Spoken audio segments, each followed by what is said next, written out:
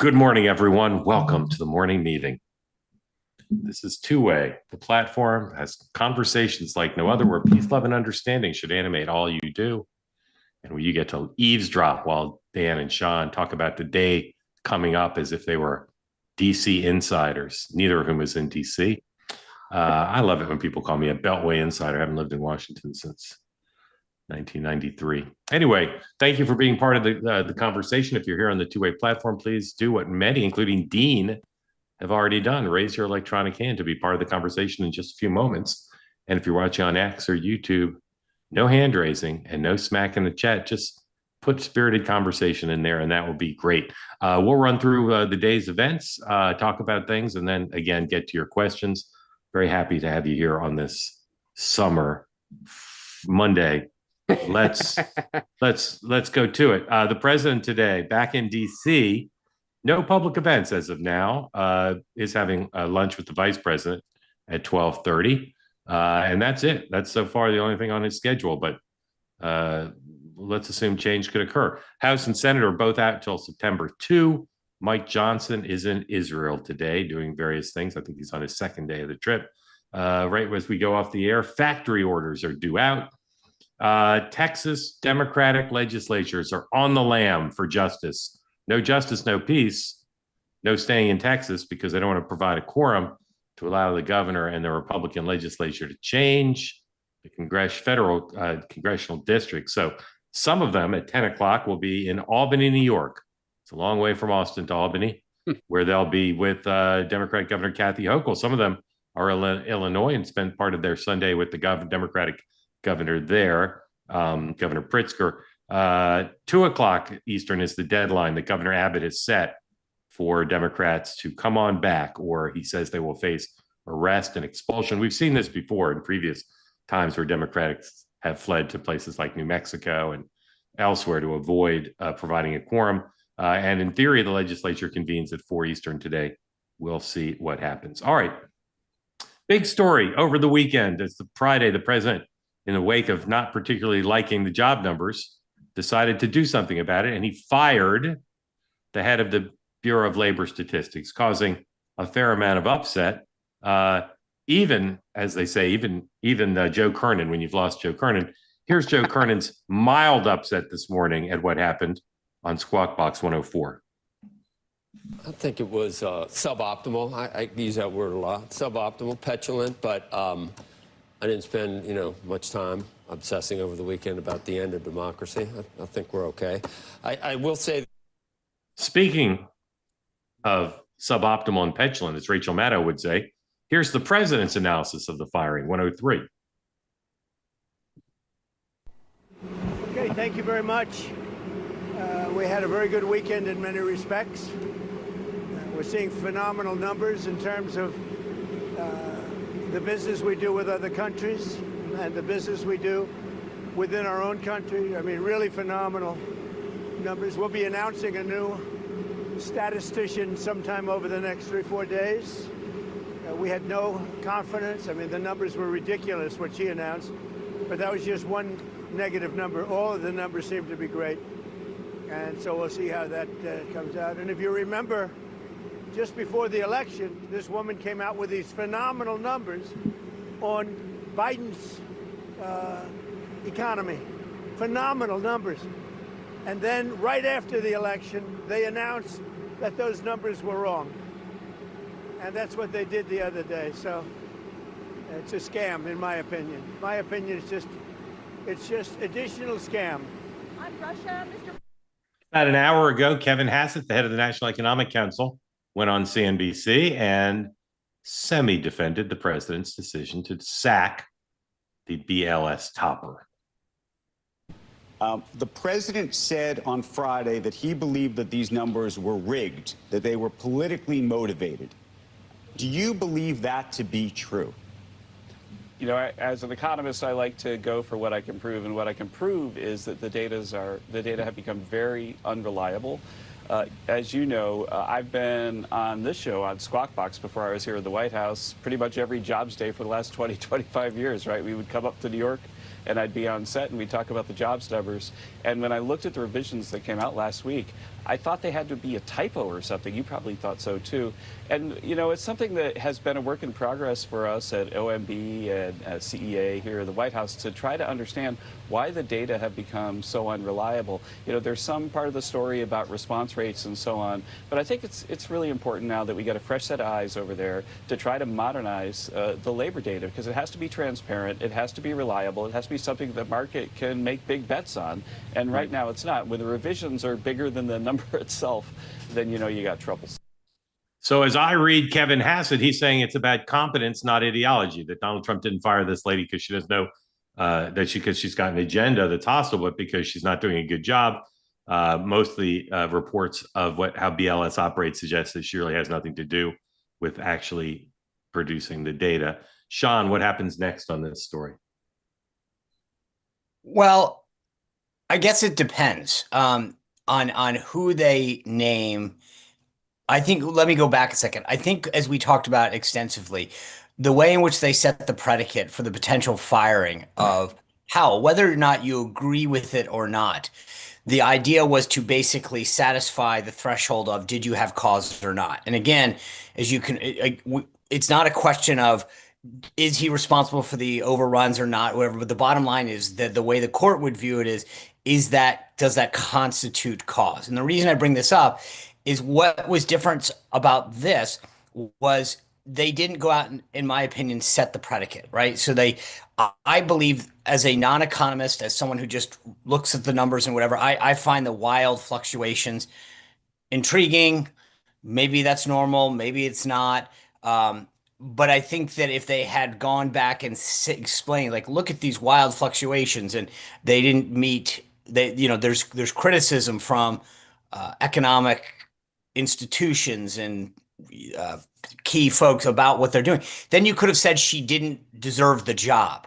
And so how they handle the replacement, I think, is going to be important, because I think it's one thing to fire someone because you don't like what they're telling you. It's another thing if they're incompetent or they're not doing their job. And that's why how they explain this will determine the answer to your question. If they just put a new person in or a loyalist that is not seen as qualified for the job, I think you're going to have a longer story this week than if they appointed somebody who might be more of a career type, but they feel confident in, et cetera. So, I mean, the bottom line, the answer to your question is it depends on how they handle the replacement. If they handle it poorly, do you think we'll hear from more Republicans on the Hill publicly that they're upset? We heard from some. I think you might find a couple, like, the Don Bacons in Nebraska that are retiring and haven't been afraid to speak out. But most Republicans, as you saw there with Joe Kernan, it's like, okay, like this isn't. So I don't think you're going to see a ton of outcry unless he appoints like someone like me, who got a D in economics and is pretty clear. Like if he did some like right field choice that had no economic background, I think he would get some eyebrows raised. But barring that, no. And the kind of catchphrase from the Blues on this is from the quote unquote authoritarian playbook. This has really struck a chord. This is like, back to like impeachment and like, violation of norms and constitutional crisis and undermining the credibility of the United States.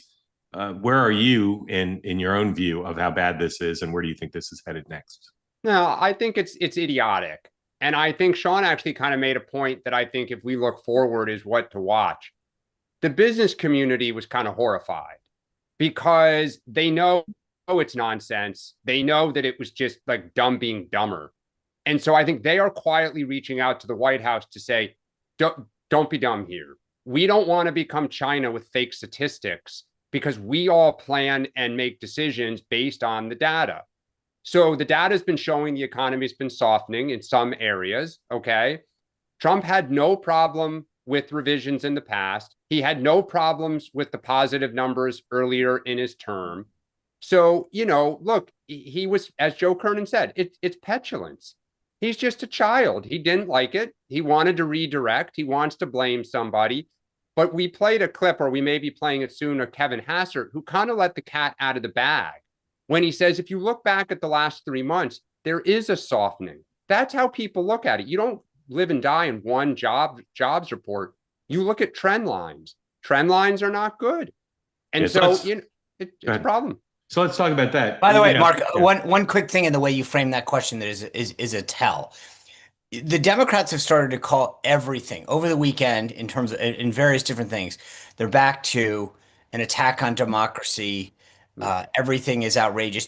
And the thing to me that's interesting for Democrats is that if everything continues to be the most outrageous, then nothing is. And they've Republicans back in the day, we called every candidate that ran dangerously liberal, to the point where it lost its sting, right? It was sort of, people had started to hear the term, and Democrats better be careful. Not that they care what I think, but the more you sanitize people to everything is a challenge to democracy and the end of the republic, to me, is going to create a bigger problem, because then nothing is, and it doesn't have that same challenge. And so they keep throwing around the phrase over and over again. And I just think that as we go forward, they're undermining their own future arguments. Dan, I'm a little late to this sidebar, but do we need to get you some sunscreen? Me? Yeah. No, why? Am I Is that just my monitor? You look burnt to a crisp to me. Oh no, he looks very, very tan. Oh, I say this respectfully, but he looks spray tan good. I mean, my dermatologist would be upset if I were I'm like 75 and 50, like all over. All right. You look like toothpaste on my face. Must be my monitor. All right. You mentioned the economy, and we'll play Kevin Hassett in a second. 3 weeks ago, I'm old enough to remember 3 weeks ago when most of the economic data looked very good. It seemed like the economy was kind of in a sweet spot, and that the tariffs were not having a major deleterious effect that wasn't being offset by energy. Now, not only, this is backed up somewhat by Friday's data and some other data. Now the conventional wisdom is shifted to things are so bad, we'll be lucky if we don't have stagflation, and that the Fed will almost certainly cut rates quarter point next month. So here's Kevin Hassett, as Dan said, on the economy, 110.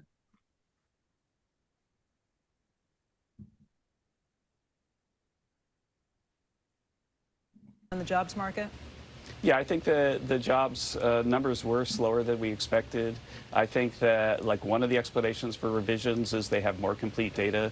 And so I think it is likely that the revisions are a better read of the data if the data are not being manipulated. And so, yeah, I would say that it's a little bit weaker. But don't forget, this is before the big, beautiful bill is really kicking in. And so with our eyes on the horizon, we're highly optimistic about the future of this economy. We've got the big, beautiful bill. We've got expensing of factories, got no taxes on tips. We've got incomes going up $10,000 for a typical family. And we've got all of that happening while the budget deficit's declining rapidly because of the tariff revenue. And so there are a lot of really good reasons to be super optimistic about the second half of the year. But absolutely, that jobs number, if the revision turns out to be true, does suggest that there's less momentum than we thought. Dan, to paraphrase the favorite McCain question, are the fundamentals of the Trump economic policy sound? To be determined right now. Look, I think when the facts change, people change their minds. And this is what people whose job it is to analyze this stuff all day, every day. The last few weeks, some of this data is starting to become quite concerning. And so you have companies right now doing their quarterly earnings calls. They're starting to warn about stuff. So, look, it may be that everything Kevin Hassert said, the big, beautiful bill kicks in. There are some upsides out there, but you also have to acknowledge that there are some downsides. And the problem politically is that Donald Trump sells victory. Victory, victory, victory. Everything is the best, the greatest. I got it, no sweat. We're dominating, we're kicking butt. The problem is when that doesn't happen, he doesn't do, well, there's a soft spot, maybe, whatever. The only time he ever did it was on the Liberation Day when he used the golf phrase, we got the yips a little bit. But otherwise, he doesn't like talking about things not being great. So he fired somebody. Sean, is there, leave the politics aside, is there genuine concern about the economy going forward? Up until last week, I was very The one thing I'll say, and you guys know my theory on this, I think that when I walk around now and talk to people or bump into them, how are you doing? It's a very much more positive view than say a year and a half ago. People feel more confident. I don't find the same trepidation when you talk to individuals. That's not data. That's anecdotal. That's like yard signs in a campaign. But I don't get the same vibe that I did a year ago where people were nervous about the ability to pay the bills. So I still think when you look at a lot of the other indices in terms of how the markets are doing, et cetera, we're good. I do think that, we should keep an eye on these things. It's like going in to see a doctor where they tell you, look, everything looks good. There's a couple markers that I want to keep an eye on. Let's get back and do some tests in a month or so. So, we'll see. But I maybe feel a notch less than I did based on the numbers. But as I said, when I talk to people and communicate with, from all around, how are you doing? You don't get that same fear that you did a year ago. So at least on that level, it's different. Mark, can I make one flag though about what Sean just said, which is if you look at surveys, political surveys, it seems like the upper kind of class feels good. The markets are good. Consumer confidence at the upper end. But you keep seeing dissatisfaction with inflation, dissatisfaction with the economy in the middle and lower class in surveys.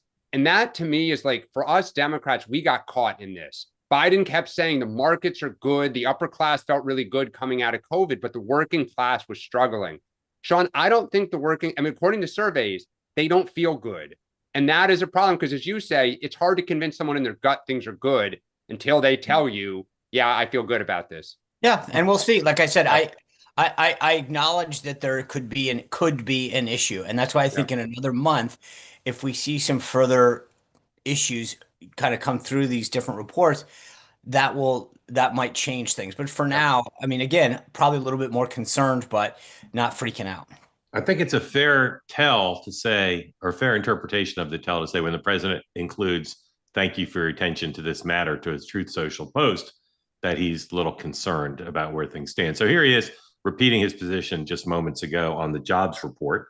Says they were rigged, talks about the past case where his facts are a little off, saying they were rigged, and says the numbers were concocted in order to make a great Republican success look less stellar. I will pick an exceptional replacement. Thank you for your attention to this matter, MAGA.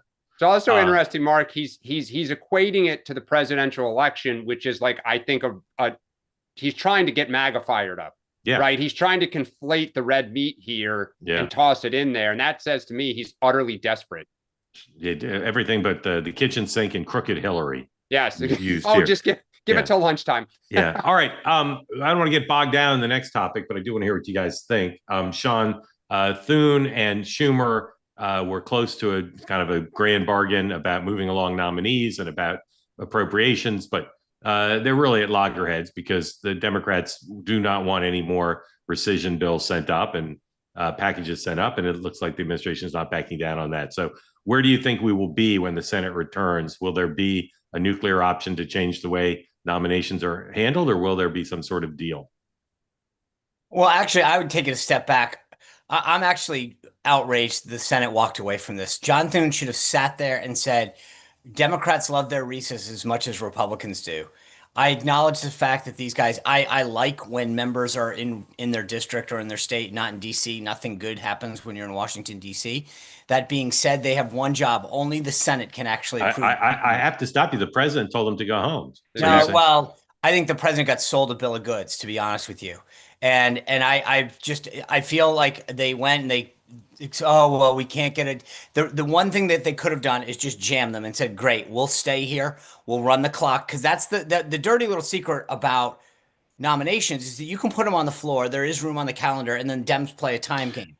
And so I think that I hope that MAGA gets fired up about this, because we got 7 people out of over 160. That's pathetic. The Senate should be ashamed of themselves, and every senator that went home and bought into that should Well, So maybe the president shouldn't have told them to go home. But what do you think is going to happen when they get back? no, Nuclear just to option? be clear, I don't think the Nuclear option or president no? didn't tell them to go home. They sold the president that they Well, couldn't go any He put further. it. He put it on Truth Social. I Go know home. what he. Go home. Well, according to actually the reports, Thune Yeah. called Trump with a deal. He had Yeah. a deal with Schumer, and Trump said But that's no. my point, Dan. There should never have been a deal. Yeah. That they Sean- didn't have to. So Sean, Hold yes or on. no? Thune Well, Sean, screwed up. No, because it's not the reason. before Dan, the reason, before okay. Dan weighs in, will there be the nuclear option or not? But here's my point, and this is what I'm trying to get through, is that hopefully between now and then, that we get to a point where while these guys are home, I think that truth that's gonna go bye-bye real quick, and the president's gonna change his tune and say the Senate should come back in. This is ridiculous. I only got 7 of my nominees. Between now and September, I think that's where you head. That they actually are forced to come back in. So I think, look, if the idea that what we were sold was a bill of goods, that this was a deal we had to take, not true. The idea that we have to come back and do the nuclear option on nominees, not true. The Senate and the Senate Republican leadership should do their job. And Dan. so I hope it doesn't come to a nuclear option, because it doesn't need to be. They just need to actually do their job. Dan, what's going to happen next? They'll ultimately get a deal, but I want to say this: bravo, Chuck Schumer, because what he dug in on was we approved spending. You're refusing to release the money, which there's huge questions constitutionally if you can do that, and you want us to agree to a deal and then turn around and send a rescission package where you only need 50 votes and undo the deal. So why should we trust you? And that he has such a strong hand that John Thune had a deal with him Saturday night, apparently. So I'm amazed that Sean and MAGA is livid with John Thune and his colleagues, who apparently are screwing up. Amen to Chuck Schumer, because here's the thing, Sean, if you come back in September and you do the nuclear deal, what's 3 weeks later? The budget. Dan, I'm with you on this. This is my hold point. on.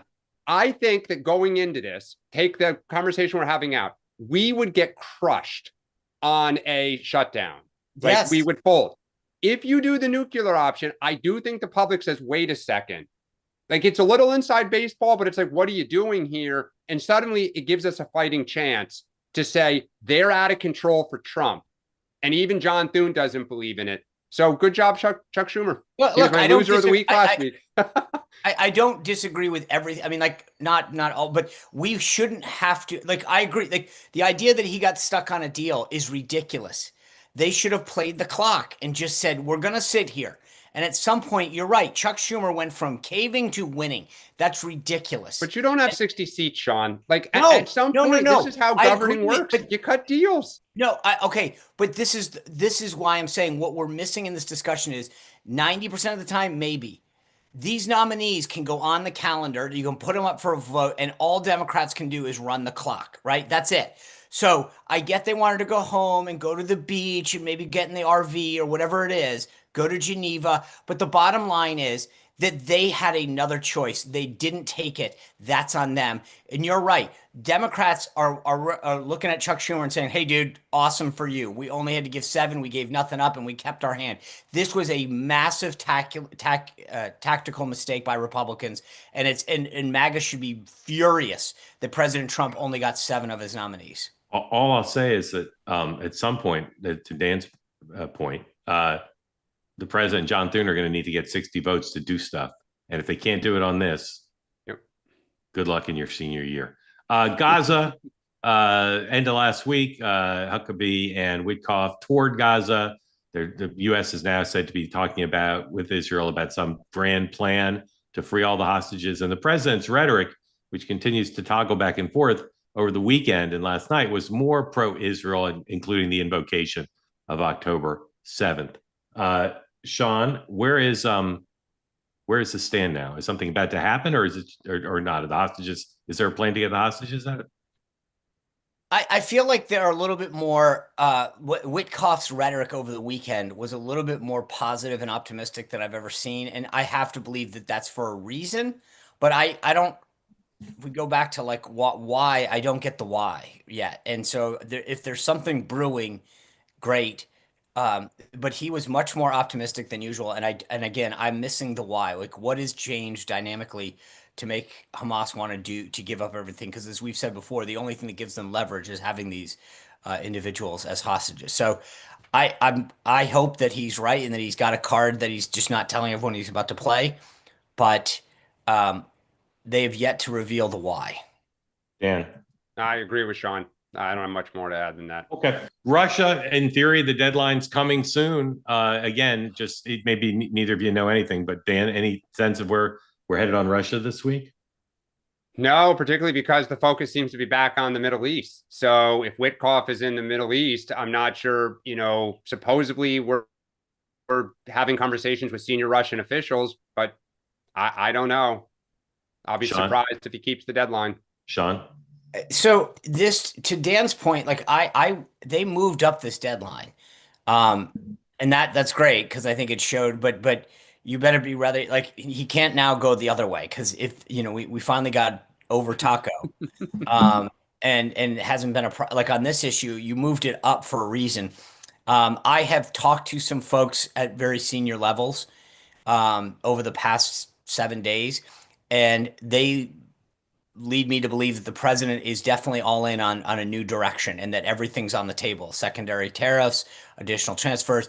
Obviously, it's Trump, so no decision is final until he says it. But there is a sense that he really has turned a corner and saying, then let's do what it takes to help Ukraine. So I expect some further announcements. I think that the sanctions and the secondary sanctions, and just so, and this is sort of what I gleaned in one of my conversations. It's interesting. We always talk about the net trade, so it's down to I think about 5.5 billion with Russia. But there's a lot of things that people have kept their eyes closed to, like sort of, how China used to move a lot of stuff to other countries and then ship to the U.S. to get around de minimis tariffs, etc. What the Russians have done is reflagged ships that they knew weren't Russian ships carrying certain goods and products and service or whatever. They're going to start going after that kind of stuff, I believe, which will be a new dynamic to really put up because there's a lot of stuff that the world has turned a blind eye on when it comes to Russia and its ability to export in particular. So I think that you're going to see a lot of these things not ratcheted up that haven't been used before. I think the problem is you had the story over the weekend that India is going to keep buying Russian oil. I mean, they just keep your eye on Secretary of State / National Security Advisor Marco Rubio this week on this matter. All right, Russiagate-gate. I continue to read everything about this and trying to keep the conversation away from Barack Obama committed treason to this is all just absolutely nothing. I'm confident the answer lies somewhere in between those two things. Dan, based on your current knowledge of this story, what's the worst thing the Democrats did? In conjunction with trying to create the impression that Donald Trump's ties to Russia were greater than they actually were. What's the worst thing they did? Well, I look at it differently because I think the statement you just made is a hindsight statement. And so I think at the time, this whole thing is about December, right? That's what this whole conversation is about. Yeah, it's about 2016. The majority of the outrage is about December and the summer, and the summer of 16. Yeah. To what I've read at this time, there is nothing that at that time to me says that it was outrageous. I get how things looked once all the facts came out, that some of the assumptions were wrong. I'm asking you what the worst thing. I know. I'm trying. What's the worst thing? What's the worst thing the Clinton campaign did, from your point of view? I don't know. I mean, part of this, Mark, is I'm not trying to be like team blue and dig in. There's so much stuff out there that some of what I've read, I don't even believe is true. Like in the sense of I'm trying to figure out what is like a fact that is out there that I'm like, ooh. Yeah, I didn't know that fact. Sean, amongst red bloggers and talkers and influencers, what's an accusation that's made that you think is wrong and should be set aside and not considered part of the conversation?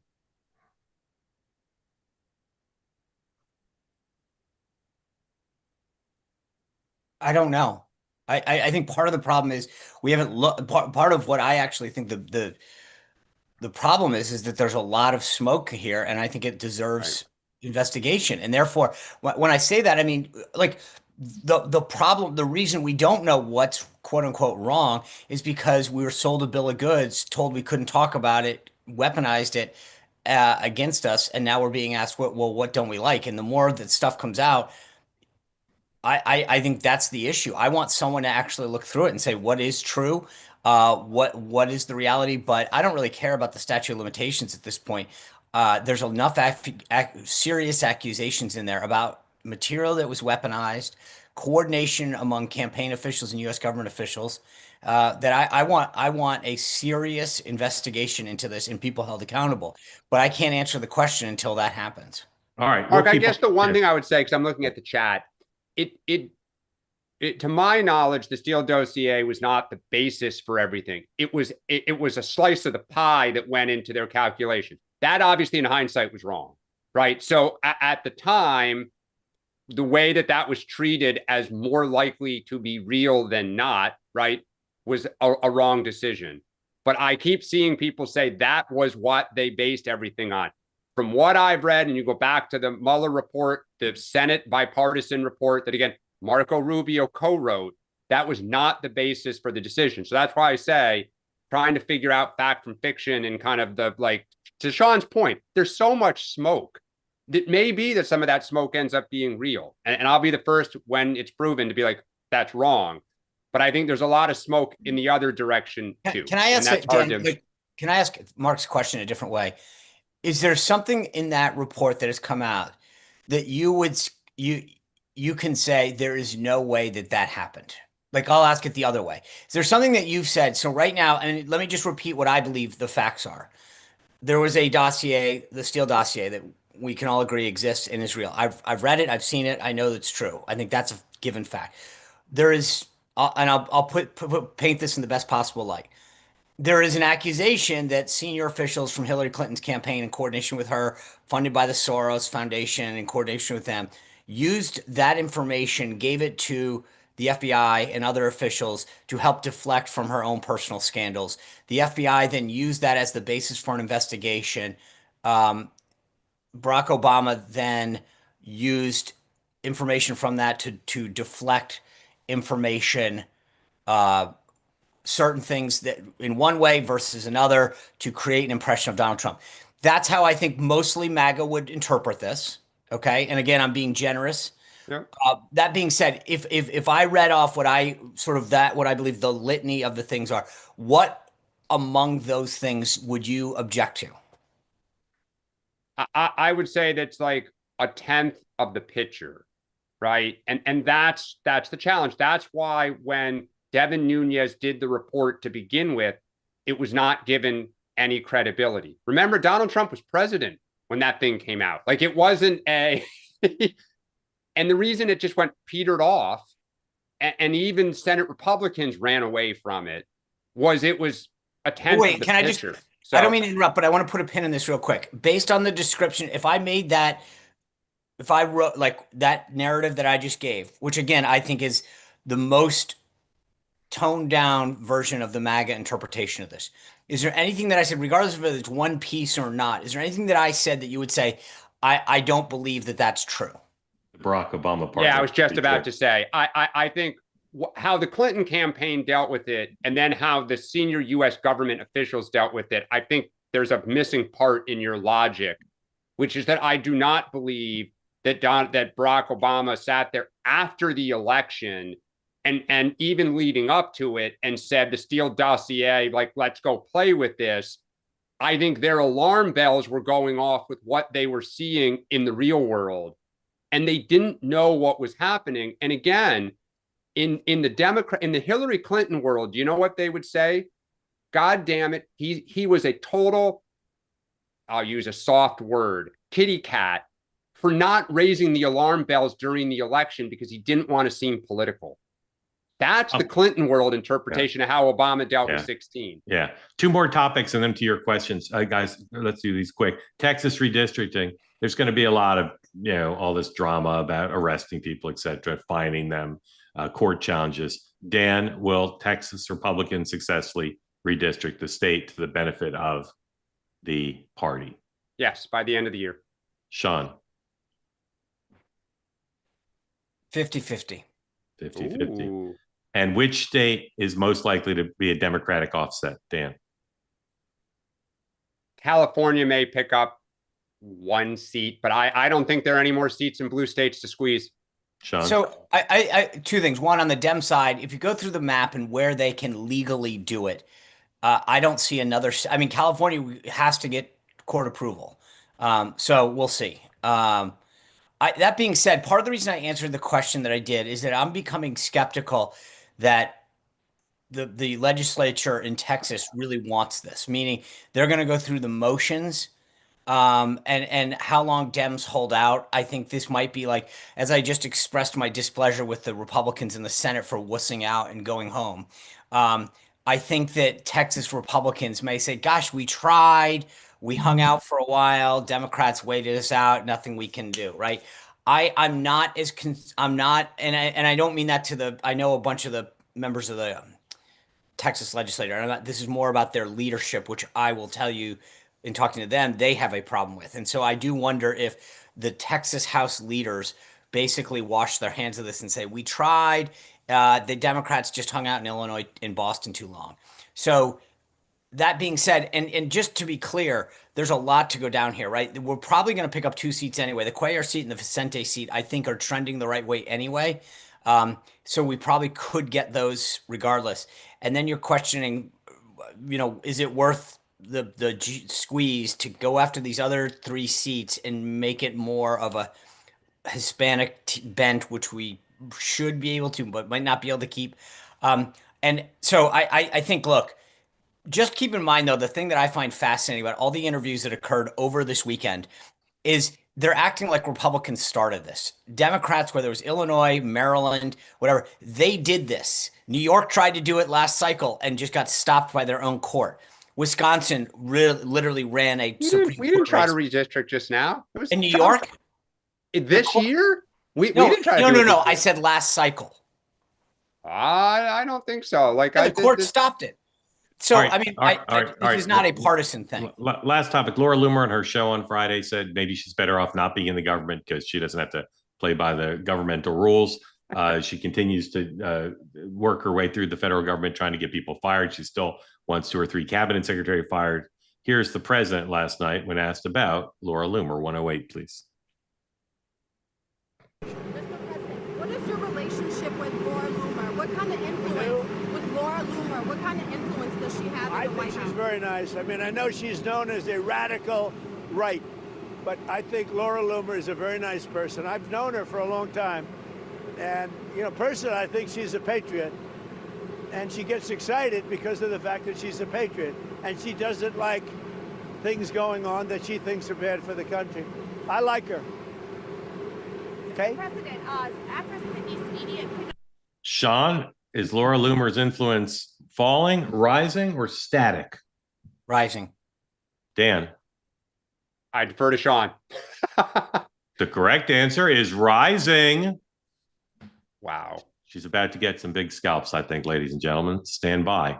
All right, let's bring in your questions. As always, you'll unmute. You'll tell us where you are, what's on your mind. Dean, welcome in. Thank you for being part of Two-Way.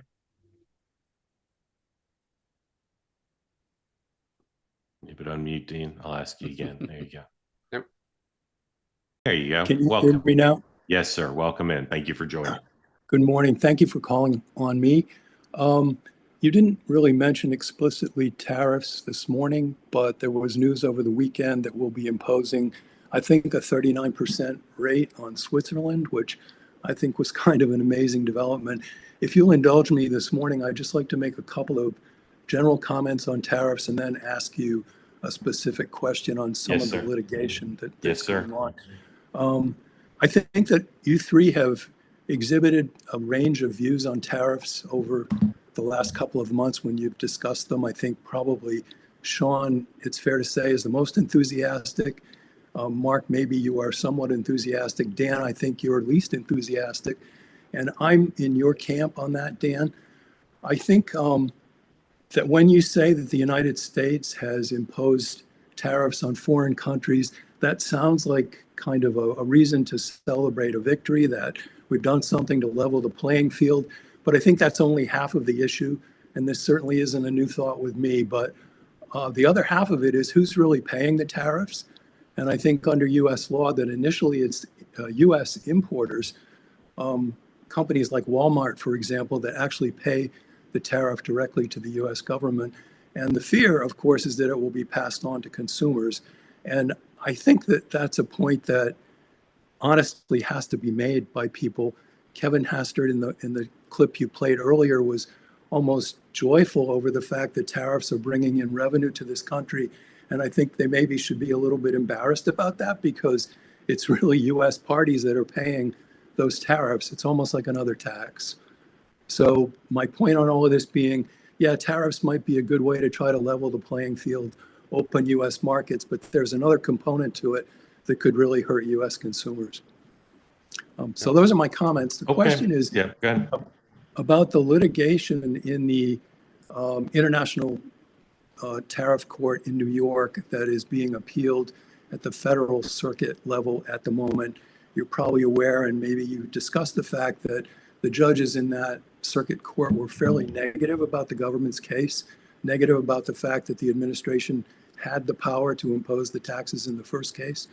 I wouldn't be surprised if that appeals court rules against the Trump administration again. And then the question is what happens? It may go to the Supreme Court. I'm a retired lawyer, and our law professors used to say that hard facts make bad law. And I see this as being set up at the Supreme Court. You've got a situation where the government has had meetings with many, many different countries over the last few months on this and has imposed tariffs. Is the Supreme Court going to look at this and say, gee, we can't really change that? Or are they really going to look at the law and come out with some sort of reasonable decision? I think the standard is whether there's an unusual or extraordinary kind of emergency that would justify imposing these kind of tariffs. And I'm wondering if you think that the Trump administration will be able to meet that standard. My rule: never predict judges, juries, or justices. So I'm not inclined to dig deep into it, but I think they will take the case, and I think there's maybe a 50-50 chance they side with the president because they're result oriented. They're not a rigorous lawyer like you. They're a bunch of politicians in robes, and I think he can get 5 votes to say that he's got extraordinary executive power. As you know, this court has been deferential to the notion of the unitary executive and a lot of power for the president. And if they are struck down, I think they'll come back and reimpose them with some other justification. So I'm not sure it matters. I think probably in the short term, the biggest consideration would be, does this lower court stay enforcement until the Supreme Court can hear the case? I suspect they will, in which case it doesn't really matter how they rule. Sean. All right. It's a great question you're asking. It's actually even more complicated because so Congress has the authority, constitutional authority for tariffs and trade. A lot of that has been delegated to the president. But to your point, when you read this IEPA statute, the question, and then I think this is where the first court ruled, is saying we never envisioned Congress looking at it to solve those kind of national emergencies. So right now they're dealing with a stay, and that's a very different. You haven't had a court rule that they have the authority. And so that's going to be the problem, is that fundamentally, this isn't about whether the president has the authority to do something or not in the executive, because it's an inherently constitutional power given to Congress, that Congress legislatively gave parts of to the executive to do negotiations. So I think this might be an area where the court actually could potentially not side with the administration, because it's not about the executive overseeing the executive, as is the case with funding and with staff. This is a congressional role that Congress has piece by piece given to the president, and very specifically. So I think this is going to be fascinating how this thing plays out. And this is the one time when I think the court, especially, it could come down and say, we agree that the president is addressing something. But again, the one other point, and I made this when I discussed the firing of Powell, is the predicate to this. The national emergency, I think they did it beautifully with Mexico and Canada. It made it about fentanyl. So it was a national emergency. When you're doing it writ large, when the court looks at it and says, what is the authority? I mean, what is the emergency that you're basing this use of IEPA off of? That's where I think they might have some problems. And the underlying predicate of the emergency is going to matter. They did it well in Canada. They did it well in Mexico. I'm not so sure that the court's going to rule in their favor in this case. But why it gets really complicated is then they have to figure out what to do with the duties and tariffs collected. And that was part of the problem with the first court, is it said, we don't even know how to deal with this because they have taken this money in, and that's going to be a problem. Dan. Yeah, Dean, I don't think Switzerland has a high production of fentanyl. Just to, watches, but not fentanyl. Look, I read there was a story in the Wall Street Journal on Saturday about Christmas suppliers warning that everyone out there, if you need to get Christmas lights, they are saying buy them now because one, the prices are going to surge. Two, there is a huge shortage brewing of Christmas supplies because a lot of it is made overseas. So I think not only do consumers end up paying more, but Mark always talks about back to school, Halloween, Thanksgiving, and Christmas. Those are your moments where consumers check in and say, oh my gosh, something is more expensive. I don't like this. Maybe buy a lot. Dean, Thank you. Grateful to you for I ordered my Christmas lights this weekend. Appreciate it. Okay. Ken, welcome in. Tell folks who don't know where you are, what's on your mind for Dan and Sean. Oh, look at that background. In Pembroke, Mass. The home of gerrymandering was actually on the North Shore, just as a point of history. Getting back to tariffs, one of the things that hasn't been discussed is, we have a component called the businessman that's negotiating. I mean, Trump's a negotiator, but businessmen are negotiators. And if I'm bringing in goods from a foreign country, I might not be able to sell a good if it's 15 or 20 or 30% more expensive. So I'm going to push back. I'm going to push back on the supplier and maybe on the middleman because I know my consumers just aren't going to buy it. So the bottom line here, nobody's talking about the fact that effect hasn't taken place yet. Everybody's assuming the worst.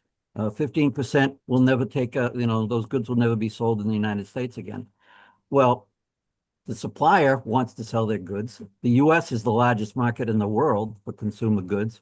That's just not going to stop. Now, consumers aren't going to pay 15 or 20% more. They'll just, as you mentioned earlier, just stop buying. So my question is, why is no one talking about that part of the negotiation that the business people? I mean, you take Walmart. You think they're going to just sit there and say, oh, yeah, I'll pass this 30% or 15% on to my consumers? Or are they going to push back really hard on the supplier and on the shippers and any middlemen? Well, you can only, the challenge, Ken, is you can only squeeze the middleman so much. So if it's a 30% delta, you may get it down to 15.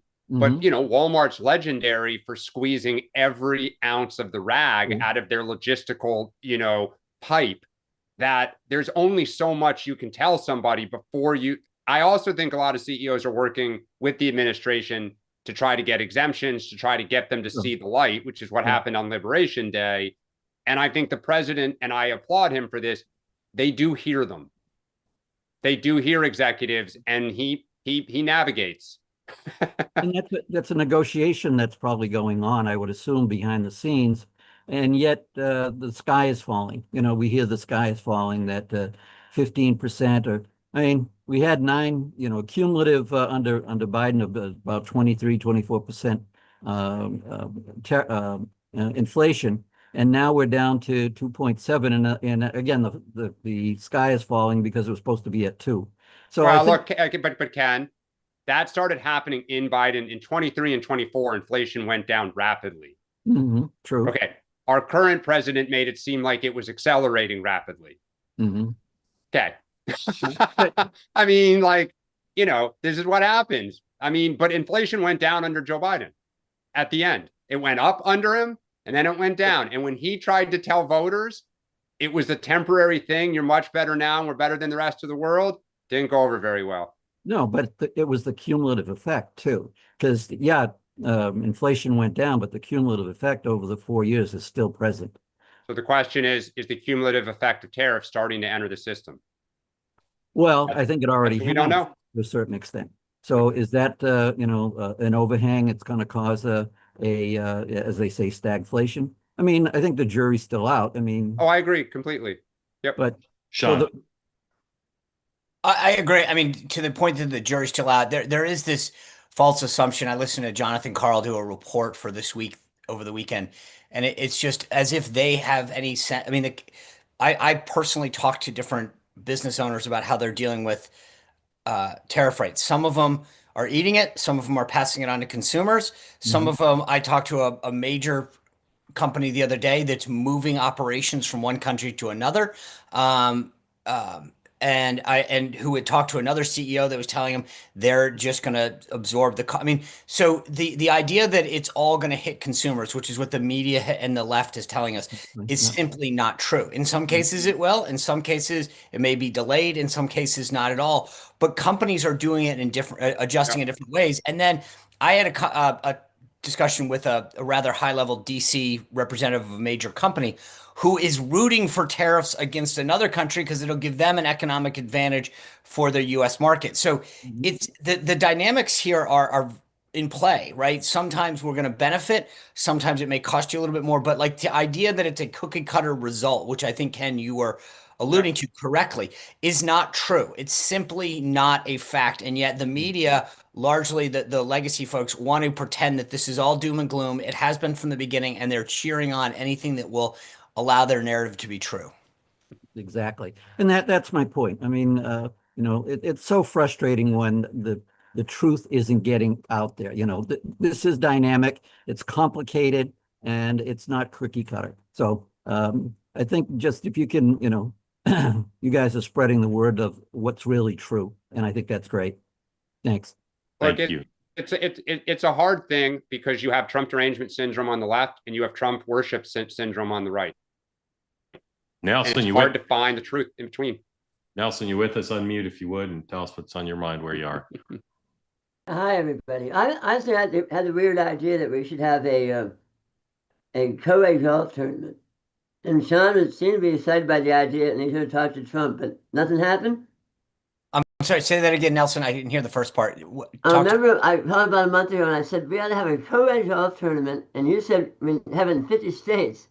And I thought you were going to get Trump to tee it up, but it didn't happen? It hasn't been on my, I'll have to see where that is on my list of agenda items with the president. Generally, you don't get past one or two, so. All right, Nelson, we'll keep working on the tournament. Don't worry. Haley, welcome in. Tell folks who don't know where you are, what's on your mind for Sean and Dan. Hi, guys. Morning from New York. First things, I just wanted to shamefully replug our two-way picnic that's happening this Saturday in New York Central Park. Tell people the details, Haley. We're gathering Central Park. We have a sign-up sheet that we're going to put in the chat. Bunch of us are, meeting for the first time, and we'd love for as many two-way members as possible to come if you're in the New York area. We have people coming in from Florida, Texas, all over. So it's going to be really, really fun.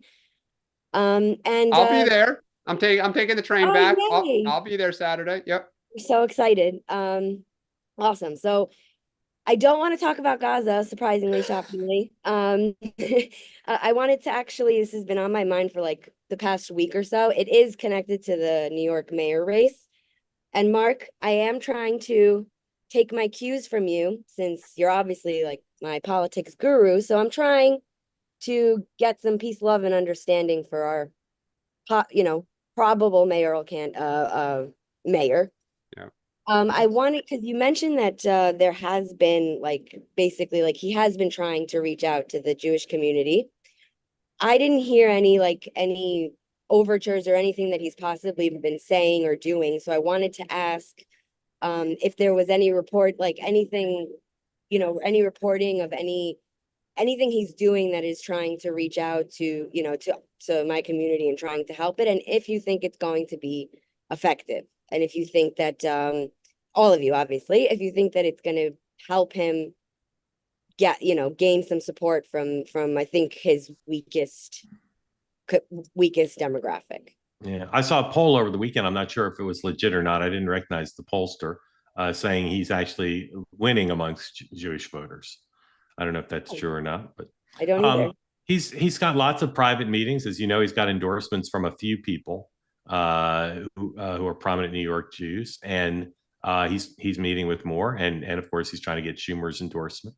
The Staten Island Democrats over the weekend cast their lot with him, and really you don't see much movement in the race right now. So I keep telling people, like, you can say you don't like his policies, but I think it's wrong to call him anti-Semitic.